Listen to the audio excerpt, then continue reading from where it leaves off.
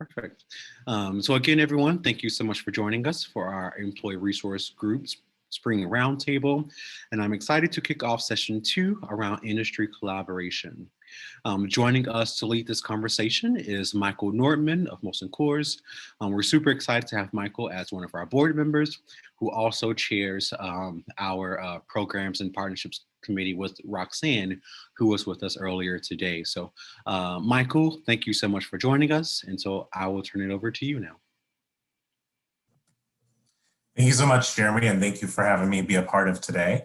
As you mentioned, I'm with MolsonCoors Beverage Company, and I'm the Senior Manager of Community Affairs there, and I handle our national partnerships within the African American, LGBTQ, and veterans communities, as well as our Chicago community partnerships, which is where we're headquartered. So today, really, we wanted to bring people together to start to think about how can we collaborate across industries around Pride, and really not just thinking about your own internal work that you're doing with your ERG to plan your Pride activations, but how can we come together and meet new folks? And so this will give you a chance to be pulled out into breakout groups and work through a couple of scenarios that we've drafted up for people to think about as a group, and then really present these options to the larger group of what you came up with. And so with that, as you split into your groups, a couple of things to keep in mind. One, you may want someone who's kind of taking notes.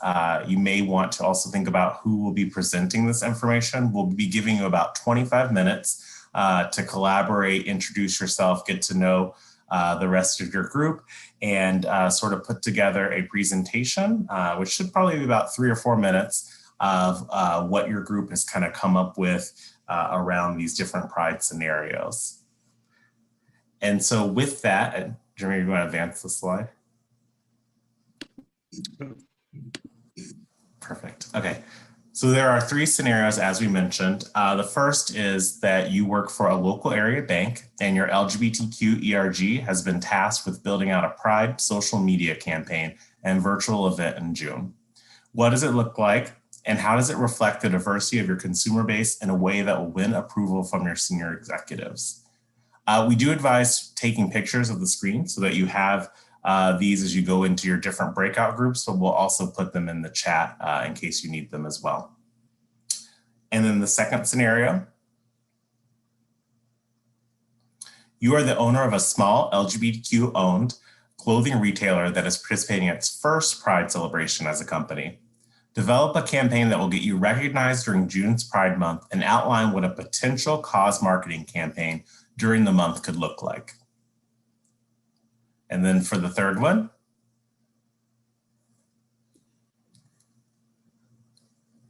you work for an airline company that is an ally to the LGBTQ community, but has been accused of rainbow washing in your efforts to do community outreach. Come up with a way to show up authentically during the in-person Pride Parade and month of June.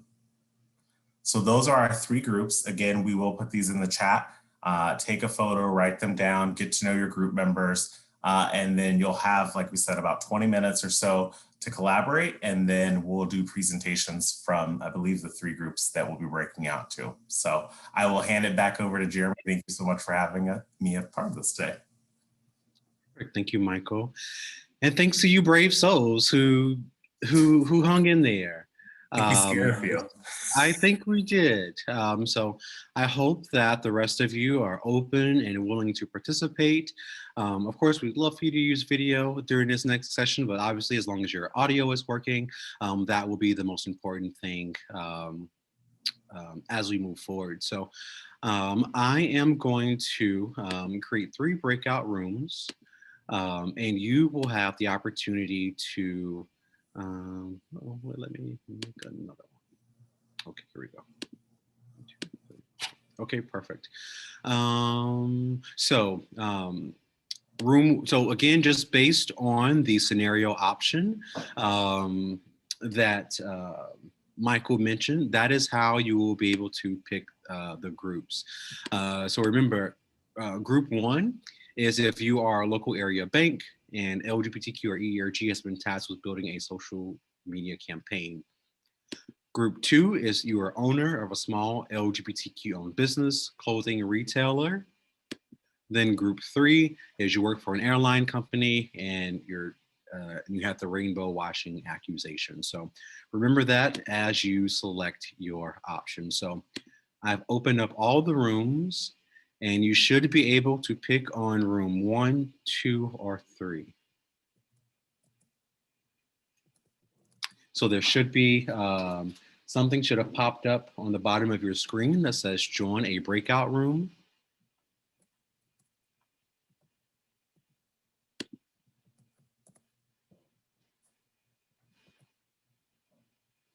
Not sure if my breakout room is showing up.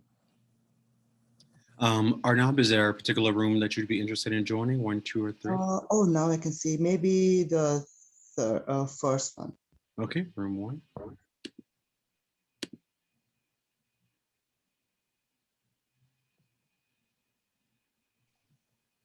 And then for the others, maybe you need some help. Okay, slowly getting there. Hey, Jeremy, it's Robin. I don't see that option you said to choose a room. Okay, do you have a preference on 1, 2, or 3? Nope. Okay, I will send you 2, 3, I guess. Denise, are you interested in joining a room? Oh, I thought I just sent Robin join. Oh, okay, she has to join. Robin, it seems like you're there. I guess you just have to accept joining. And then Jay Borelli and Denise, let me know if you need any help joining a room. Michael, let me know if you want to join a room or if you need help. I'll just go to whichever one needs someone else. Okay. I'll have a good 3 at this moment. So we'll just put you in 1, I guess. Hopefully you should be able to accept that.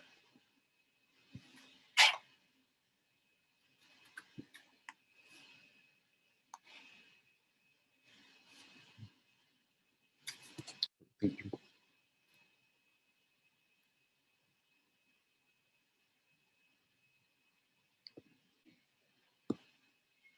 Programming. We worked with Bernadette from Equality Institute. We partnered with Citywide Pride for an event last June, but just ways to reach out to our constituents and say, this is what we're doing to celebrate Pride. And then a couple other ideas that people had were just spotlighting partner organizations that you work with, like on a Monday, sharing information about like Brave Space Alliance or the Center on Halstead, something like that, to show here, we're not going to take the credit for this, but we want to highlight this other organization that we work with who's doing a lot for the community. And at the same time, you could do the same thing from a supplier diversity standpoint. Say, here's some diverse suppliers and vendors that we've worked with. Here's some of what they're saying about, here's some of what they're doing for the community. And if they, to even take it a step beyond that, to reach out to them and say, would you like to share a little bit of yourself, who your company is and what you're about and what you are doing and how working with our organization has aided you and how you want to continue to help us to be a better company overall.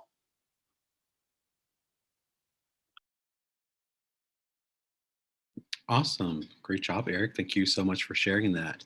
I've seen a lot of that too, where companies have been sharing their partners, employees, as well as suppliers. So all of those are really good ideas.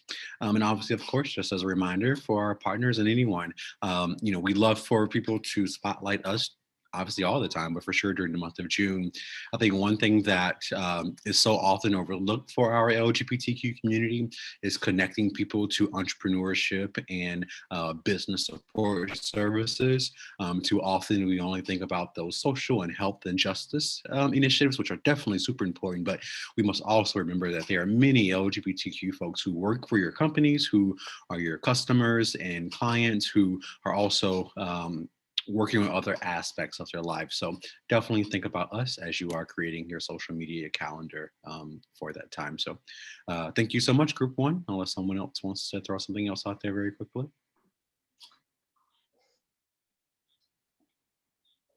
We did talk about adding intersectional items, and we can cover. There's so many things happening around us, and talking about intersectionality in continuously at work can actually get the message across.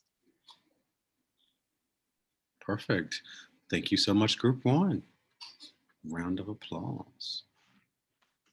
So let's move on.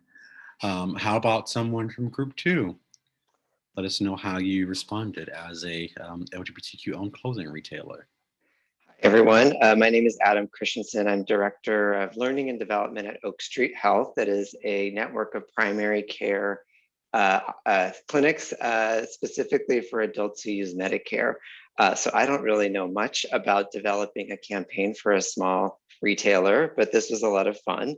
And I asked the group to also speak up as I have gaps probably in what I'll talk about. So essentially one real important part, I will say too, as we get started, our ERG is very new.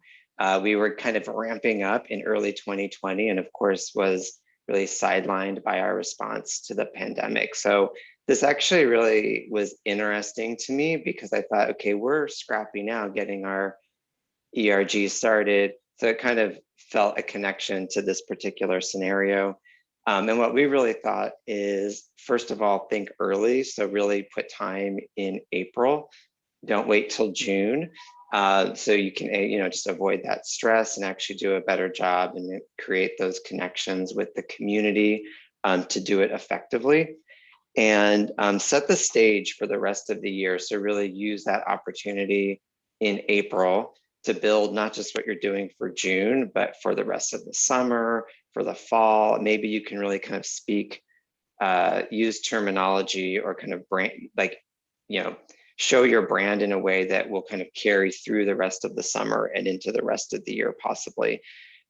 So once that's done and you're kind of putting your strategy together, we came up with a few points that we thought would hopefully work well.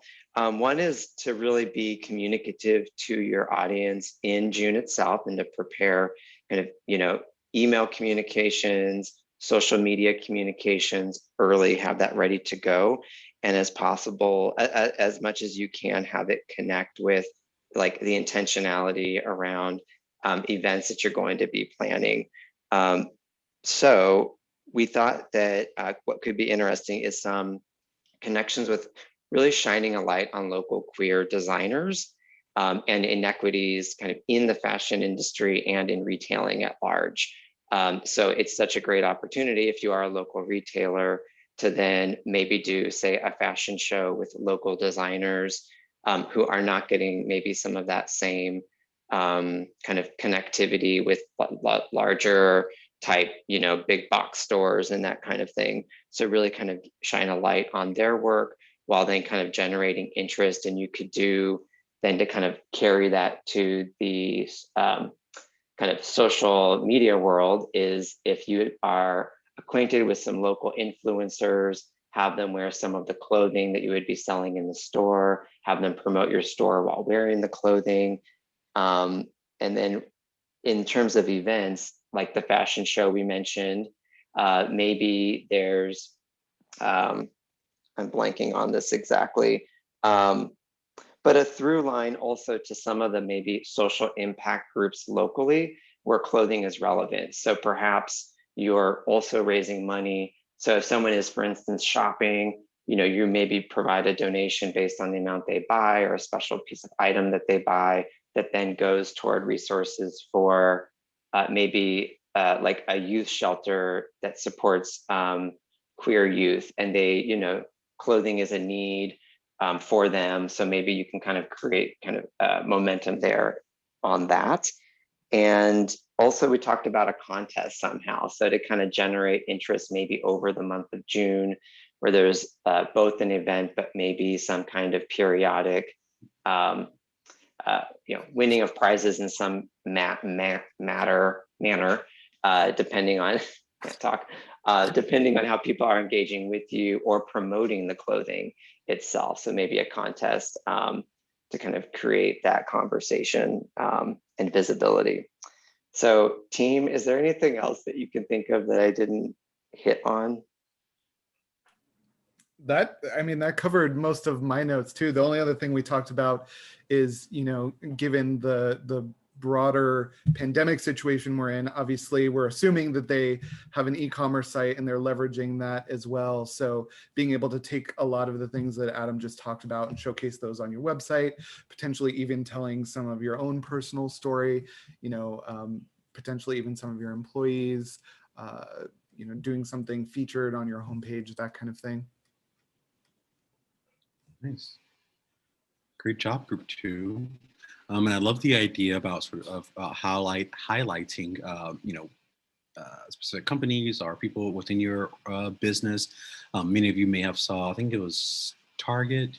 I think they are, there's already rolled out or they're releasing a collection of clothing from Black designers. And so it's a really great way to be able to highlight those folks. You may have seen also that Shake Shack, they are partnering with the Slutty Vegan restaurant in Atlanta, owned by a Black woman, where she will be creating a, I don't know, I think it's like a limited time, but it'll be a healthy vegan burger. And so also an opportunity to highlight a Black-owned business through just how they do business. And so really cool to see how people are coming up with these partnerships and opportunities to shed light. So thank you for sharing that, group 2. Thank you.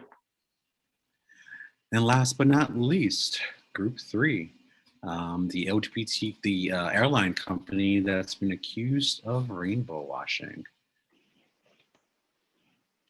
So I'll start out. We kind of didn't actually designate a person, so several of my room 3 teammates may chime in.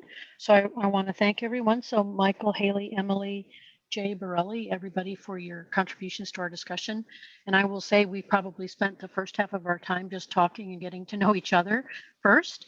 But some of what we came back to is actually echoed by what some of the other groups have shared, but specifically if it was, an in-person pride parade, one of, some of the suggestions were around don't go it alone. If you've been partnering with other groups or have been working with other groups, invite them to be there with you, especially if they might not normally have the opportunity to be present.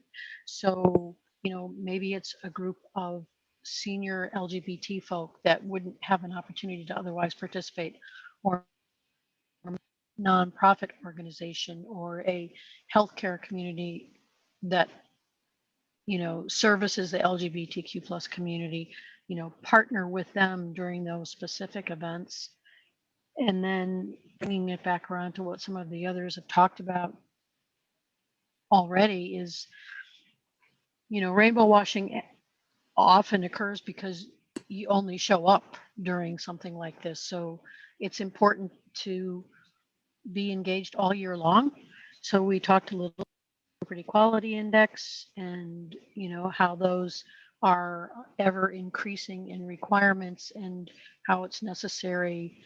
It would be necessary for our airline company to keep up with that and focus on those things over time all year long. We talked about if we're an airline company that's looking to do business with the LGBTQ plus community and others, make sure that you partner with other entities that can provide services to you or provide services to the larger community. So partner with your local affiliate chambers or other, businesses that are registered with the NGLCC. What else did we talk about? I think, one of the things we talked about was, just, being there and having a diverse group of us. So, I am involved in some different charities and sometimes it's a bunch of white men that show up. And so having other distinguishing characteristics about our group and being a true mix of LGBTQ would be a really good way to be authentic and really being there, as our community is a very diverse community. We also talked about, what Robin talked about for a minute, which was the, partnering with other organizations. So there's a major hospital group here in the area that they wanted to be a part of the Pride Parade, but they don't want to just go and pass out stuff about their hospital. We've talked with them about, presenting in a parade so that they can present another nonprofit that I work with. And so that was something that we talked about, is just really, bringing people together and helping each other. So that's the only thing else I have to add. Maybe Harper has something else. Sure, I'll jump in here too. So another angle that we were looking at this, especially being an airline, is that we employ people that do so many different things within industry across fields.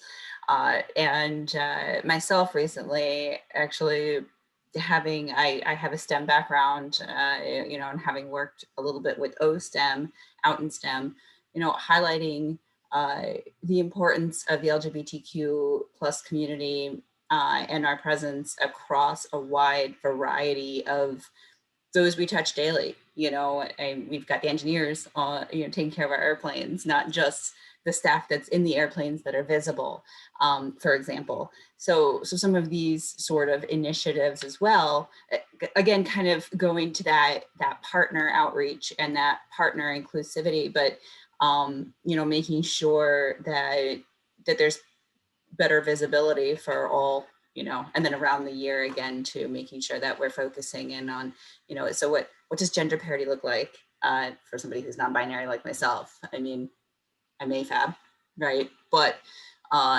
what does that look like, and how does that impact as we're speaking about gender parity, which is somewhere that my organization kind of is right now in some respects.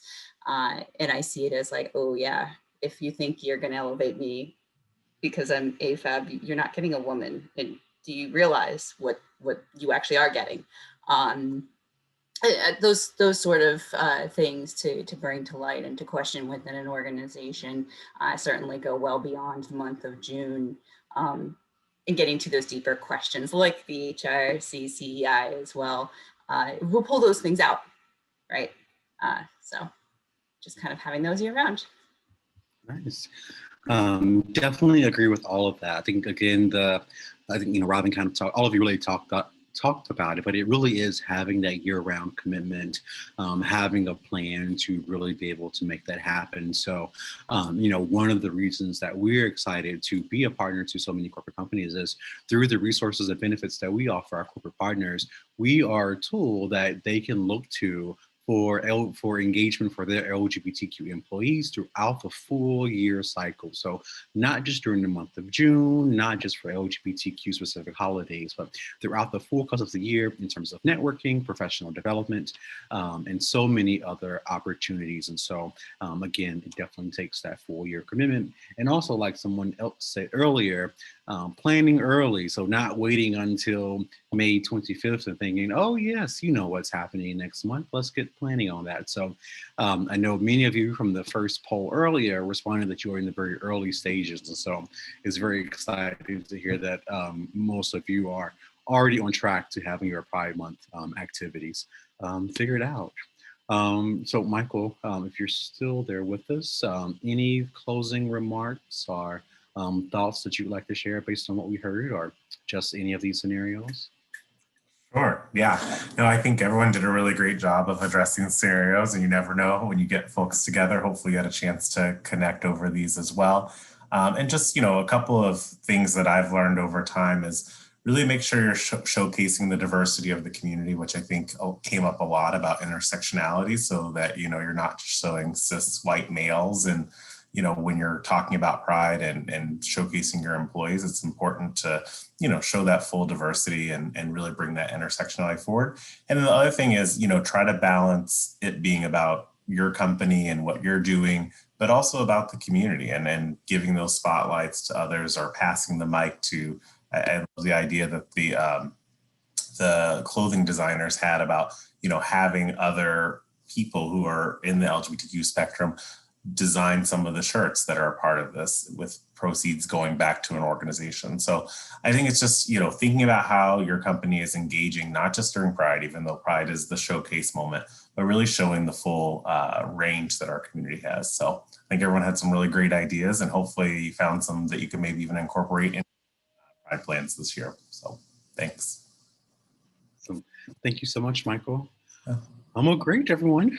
So 2 sessions down and just 1 more to go. So we are going to, we're running just a couple minutes behind. So what we're going to do is just let everyone just take a quick moment to get themselves together, refresh for a moment. And so we will, I'll sort of start re-engaging us in about 3 minutes. So I'll give us until 3:33, and then we'll come back and start this next session. So take a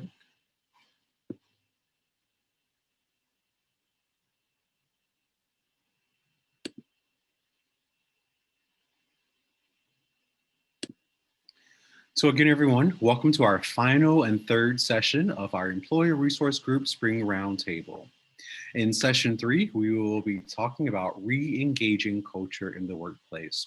Again, as we all know, this past year has presented many challenges, some new opportunities, and so our distinguished group of panelists will help us think about how to plan for this transition as we get ready to navigate back to the workplace.